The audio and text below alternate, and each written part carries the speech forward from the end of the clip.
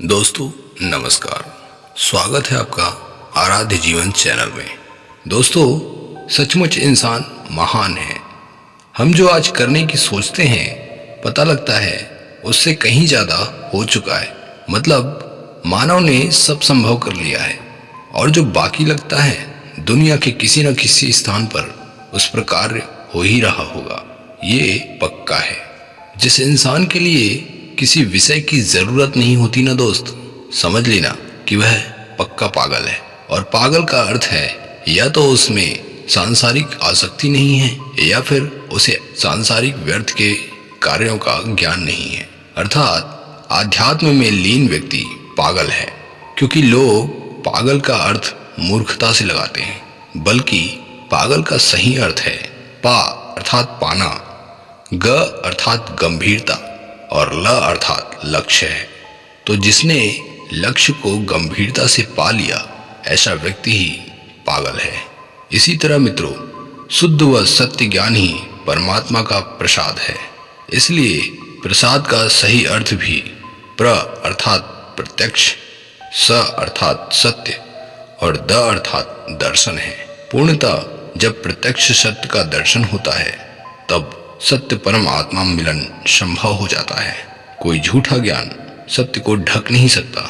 जैसे दूध में कसैला डालते ही दूध छार छार हो जाता है, उसी प्रकार सत्य का ज्ञान होते ही झूठ भी छार छार होकर उसका अंत हो जाता है। दोस्तों, प्रकृति जब शांत रहती है तब कितना सुंदर लगती है, परंतु जब यह रौद्र रूप ले लेती है तब कितना नुकसान करती है। अतः यह हमें बताती है कि मैं तो जड़ हूँ, मुझे ज्ञान नहीं है, मेरी कुछ ही हलचल से कितना विनाश हो जाता है। परंतु हे चेतन मनुष्य, तुम तो जागृत हो, कम से कम तुम्हें तो शांत रहना चाहिए। दोस्तों, ऋषि चरक कहते हैं कि प्रकृति हमारे साथ आदान प्रदान करती है।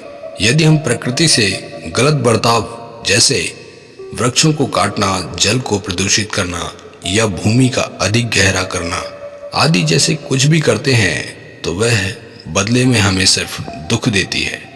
हमारा जीवन नरक हो जाता है, हमारी सोच भी हिंसक हो जाती है। वहीं जो व्यक्ति प्रकृति से प्रेम करके इसे संवारता रहता है, दोस्तों कभी उस इंसान से पूछना कि स्वर्ग कहाँ और कैसा है, उस इंसान का इशारा हमेशा इसी प्रकृति की ओर होगा। क्योंकि उसने कभी प्रकृति का बिगाड़ नहीं किया, इसलिए उसकी बुद्धि भी स्वच्छानंद में डूबी रहती है। इसलिए प्रकृति हमें हमारे स्वभाव के अनुसार आदान प्रदान करती रहती है।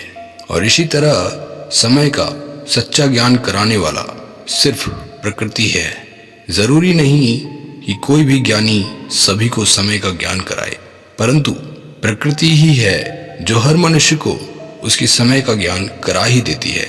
उसे बता देती है कि अब तुम जवान हो या बूढ़े हो।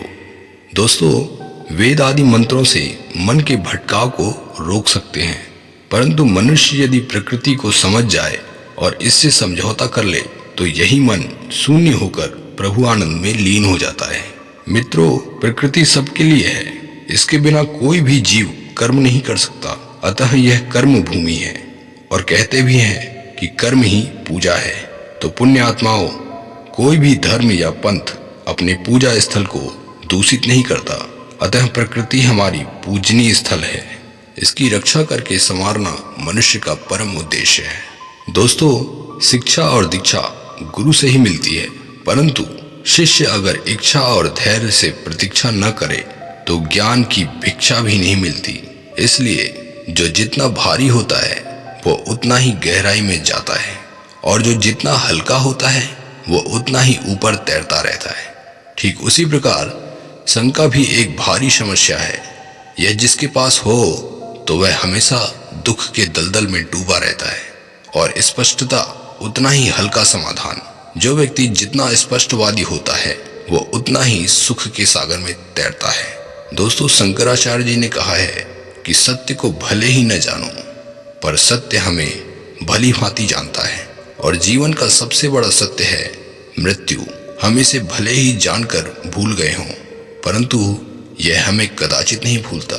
मित्रों, मन एक रौद्र नदी है, इसके संकल्प विकल्प इसकी तरंगे हैं। इसमें न बहकर परंतु बाहर बैठकर इसे देखना ही विवेकवानों का काम है।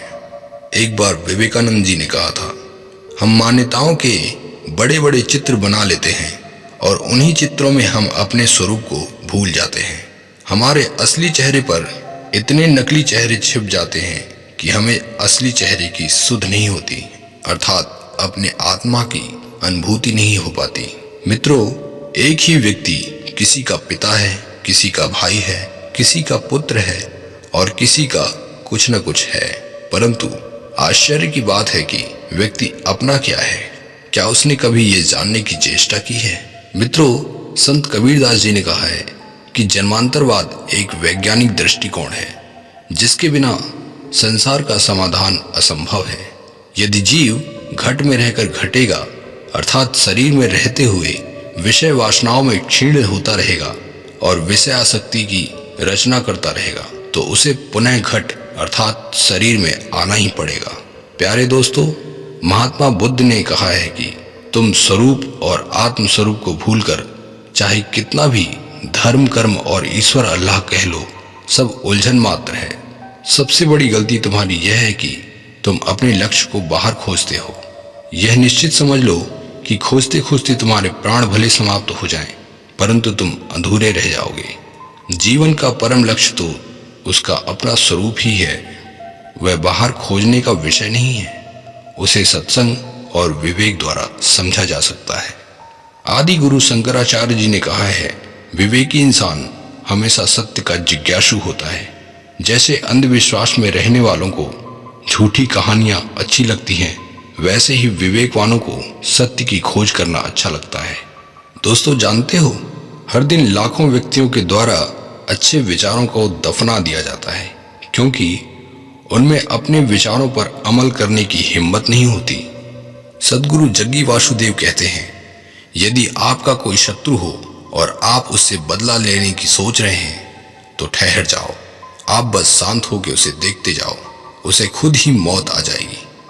और दोस्तों, जो शादी को बर्बादी मानते हैं वे या तो आत्मज्ञान के सेवक हैं या आत्मज्ञान के खोजी या फिर दुनिया की सबसे बड़ी कायर, क्योंकि आध्यात्म की राह में चलने वाला सांसारिक बंधन में उलझना नहीं चाहता, परंतु एक निकम्मा या अकर्म व्यक्ति न तो आध्यात्म में जाना चाहता है और न अपने परिवार अर्थात माता पिता की सेवा करता है, इसलिए शादी को बर्बादी मानता है। संत रविदास ने कहा है कि मन जल के समान है, इसका अपना रंग नहीं होता।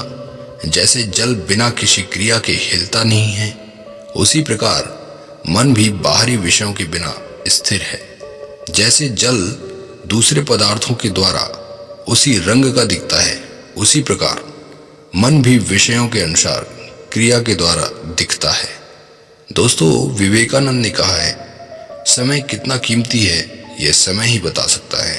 कोई बात अर्थात विचार कितना कीमती है उस पर अमल करने वाला ही बता सकता है। ठीक इसी प्रकार कोई पुस्तक की कीमत सिर्फ उसे पढ़ने वाला ही बता सकता है, बेचने वाला नहीं। और दोस्तों, आपने कुछ सत्य सोचा और कहा, यदि उसे 100 में से एक आदमी भी सत्य माने तब भी आप सही हैं, क्योंकि सत्य को परखने के लिए विवेक चाहिए, अंधविश्वास नहीं। धन्यवाद मित्रों, वीडियो देखने के लिए। मिलते हैं अगली शानदार प्रेरणाओं के साथ, तब तक के लिए नमस्कार, जय हिंद।